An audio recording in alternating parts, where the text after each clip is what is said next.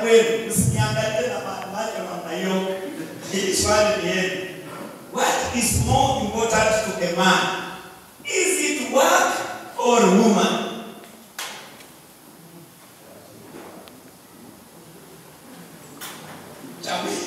Cha muhimu sana kwako ni mwanamke. Awe ni kazi. Elewa swali vizuri.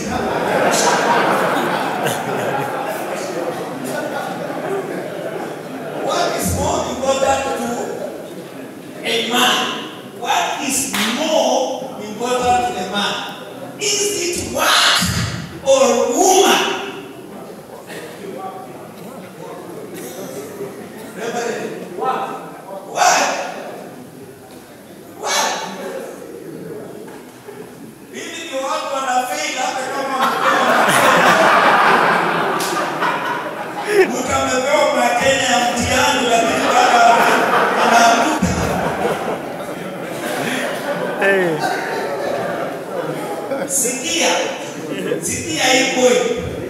If a man is not working, he becomes disoriented. Maanake anachanganyikiwa, disillusion, anakatishwa tamaa, and confused. Mwanaume asipofanya kazi anachanganyikiwa, anakatishwa tamaa, anakuwa confused. Let's prove this biblically. God gave man work before he gave him a woman. Yes. God gave man work before he gave him a woman. Haya. Tuendelee kwa maandiko. Genesis chapter 2. Tutasoma verse 15 and 24. Genesis chapter 2 verse 15. Then the Lord God took the man and put him in the garden of Eden to tend and to keep it. And the Lord commanded the man, saying, of every tree of the garden you may freely eat. That is up to verse 16. Now, jumping to verse 24. Therefore a man shall leave his father and mother, and be joined to his wife, and they shall become one flesh. Sasa tunaona kazi imeanza, ndio mwanamke amekuja. Na sisemi aliandikwe, sisemi unajua Kiingereza kuna tofauti kati ya job na work. Sivyo? There's a difference between job and work. Aya. Tuendelee. God did not give man woman until man had work. So a woman can never make you a man, but work makes you a man. Mwanamke hakufanya mwanaume, lakini kazi inakufanya mwanaume. Unaniangalia? Unawasomea? Unawasomea?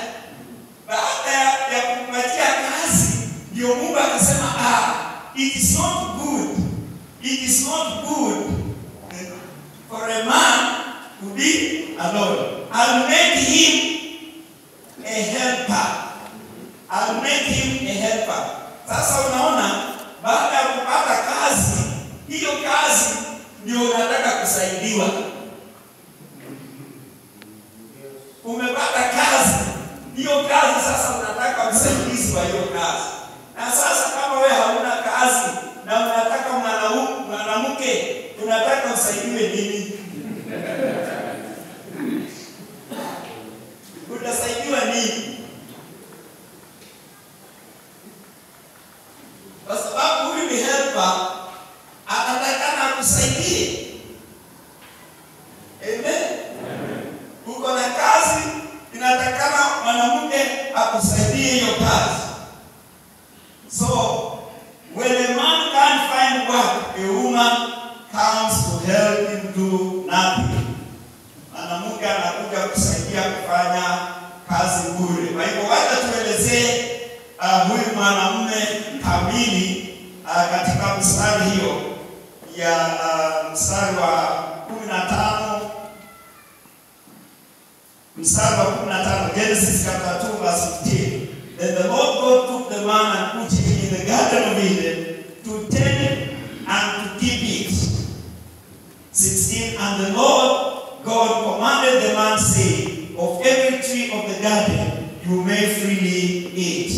Kuna mambo pale, mambo matano hivi nataka tuyaangalie katika mstari wa miwili. Then the Lord God took the man and put him in the garden of Eden to tend it and to keep it.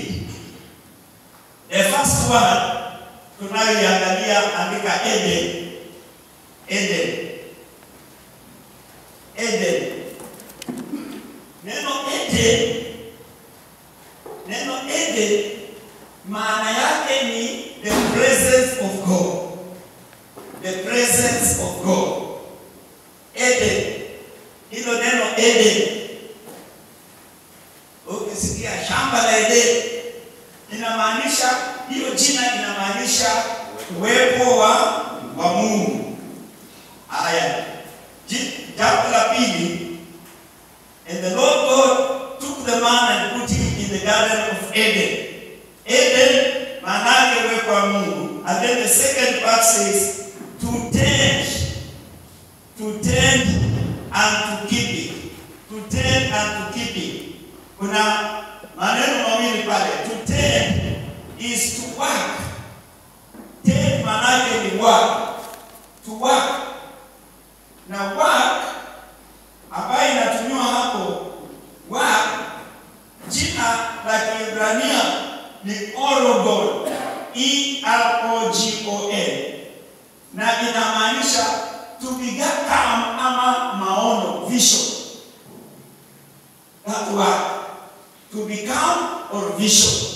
Sasa wewe ndiye una yale maono, umebeba yale maono, kufanyika ama maono.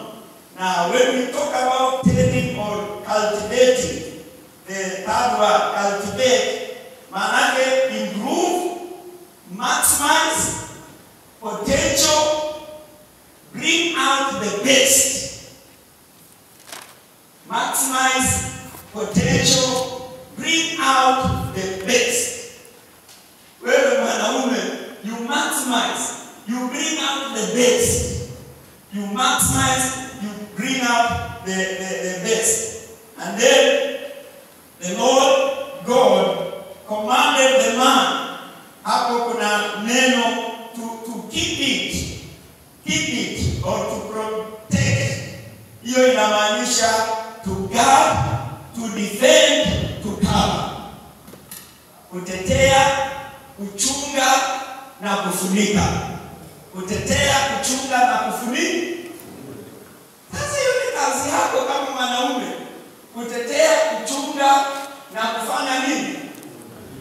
Na kutoka kufanya kazi ni kwamba unajituma. Na ndio maana unaitwa mwanaume. Unajituma kufanya hiyo kazi.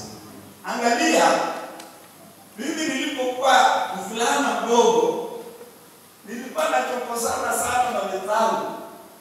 Saa ingine wananigonga, ninarudi nyumbani ninalia. Nikirudi nyumbani ninalia, mama ananiambia, wananiumizia mtoto. Wananiumizia mtoto, kaa hapa jikoni. Lakini baba ananiambia kwenda huko. Wewe ni mwanaume aina gani? Lakini baba anakuambia na kulia nyumbani. Wewe unaniambia kujitetea. Kwa hivyo mvulana anahitaji baba wa kumfundisha ya kwamba akae ngumu. Hii dunia si rahisi. Si rahisi.